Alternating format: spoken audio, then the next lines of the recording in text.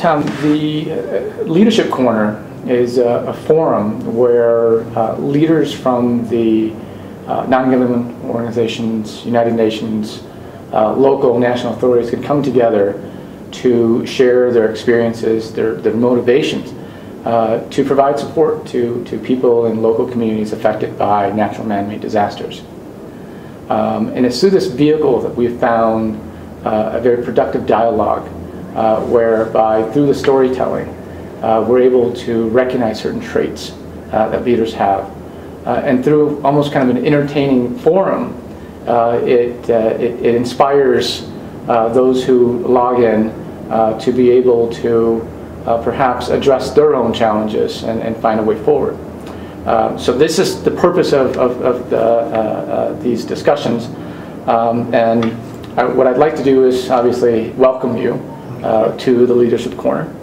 Our guest today is Thomas Staal, who is currently the mission director for USAID's mission in Ethiopia. In this capacity, Tom oversees a program totaling more than $800 million annually, and perhaps last year was more than $1 billion. Close to $1 billion. Close to $1 billion. Currently, the mission's focus is strengthening their democratic institutions, promoting economic growth, and improving education health services, including the President's Emergency Plan for Aid and Relief, PEPFAR. So, Tom, the first question I have would be that you have had a very distinguished career working for both government and non-government organizations in very challenging countries and complex programs, ranging from Sudan to West Bank, Gaza to Iraq and now Ethiopia. What keeps you going? What's your motivation to move from one program, from one country to one challenge to the next? Well, I mean, I really do feel that we're doing some good, and that I can be a part of that. My parents were missionaries, excuse me, so I grew up overseas, so I feel I have a certain ability to work in the kind of environments that you mentioned in Sudan and Iraq and so on. And I really feel that, you know, that it's your basic humanitarian impulse that people are needy, and I have some skills and experience that I can put to work in these environments. Mm-hmm. Looking at the countries you've worked in, where in some instances there is progress, mm-hmm. In others there are some real challenges that have yet been met. What lessons do you take from one experience to the next, and where and how are those lessons applied? It's a big question. There's a lot of different things going on in different countries. One big lesson, obviously, is that you've got to engage with the local people. You can't just come in with all the answers. Okay, you've got to talk to people. You've got to understand their culture, their needs, their own skills and abilities, and you can't force development on people. They have to, I like to say, they have to want it more than you do. So you've got to try to find out what their concerns are and then build on that, rather than just coming in and saying, well, I'm the expert, you know, we have all the money, we're going to tell you how to fix whatever your problems are. Mm-hmm. Most people know what their own problems are better than you do.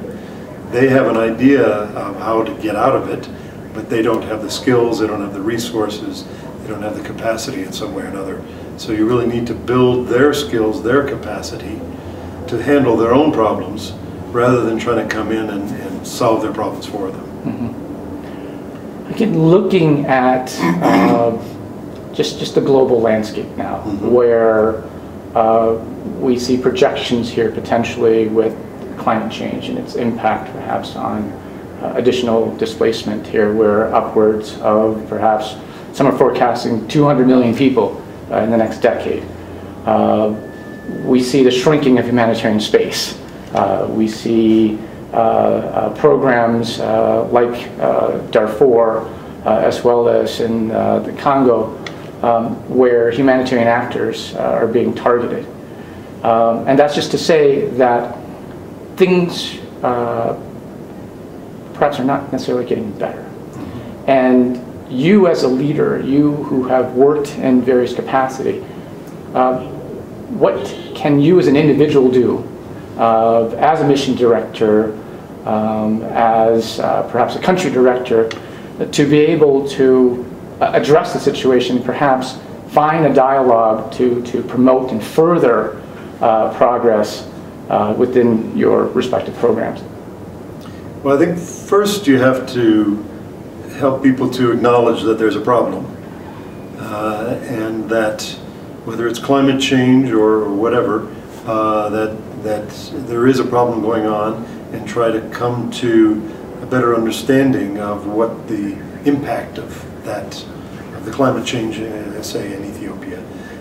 So for instance, here we have two main rainy seasons, and the early rains, the Belg rains, are obviously reducing. And so we need to help people to understand that things are changing, and you can't just do things the way we always used to. Okay, and that's not easy for people to change the way that they've always done things in a very traditional society. So to me, the first point is to try to come to an honest assessment of the problem, and then you can start to mitigate that and start to come up with solutions to change and do things differently in the country. And I don't know that we've got to that point yet, but that I think is a critical part, is then being open to change and open to new ideas. Tom, you currently, as noted earlier, are overseeing one of the larger USAID programs, and Ethiopia has been a recipient of aid from the international community now for decades. Yes. What impact do you want to have during your tenure here as the mission director in Ethiopia? Well, I mean, I think one thing I'd like to have people understand that Ethiopia has made huge strides. Okay. We think of all the food aid and other types of aid that we as U.S. have provided here, and other donors, and people say, yeah, but there's still food aid needs. Well, that's true, but there is no threat of famine anymore. There's systems, and the resources have improved dramatically. We've doubled the population since the mid-'80s, and yet people aren't starving anymore. So they've actually made huge strides. So I'd like to help people to understand that, first of all, and then secondly to build on that and help to put systems and mechanisms, if you will, programs in place that can help move beyond food aid to longer-term agriculture development.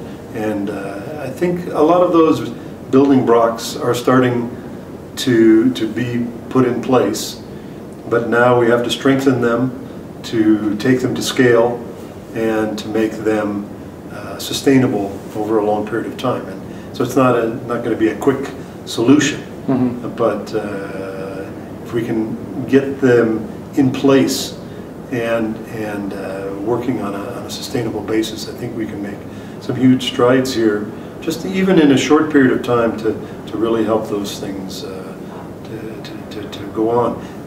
I'm not the first one. I think my predecessors as aid directors here, the last 2 or 3 aid directors, have really started to change the paradigm of moving away from food aid to longer-term food security.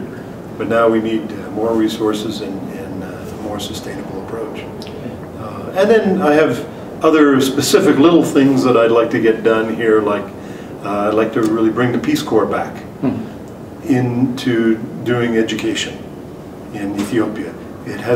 Peace Corps has a huge experience, a real well-known capacity to do English language training and education broadly in Ethiopia. A great history back in the 60s and 70s, but it's been gone since then. So I'd like to bring it back in conjunction with our USAID program here.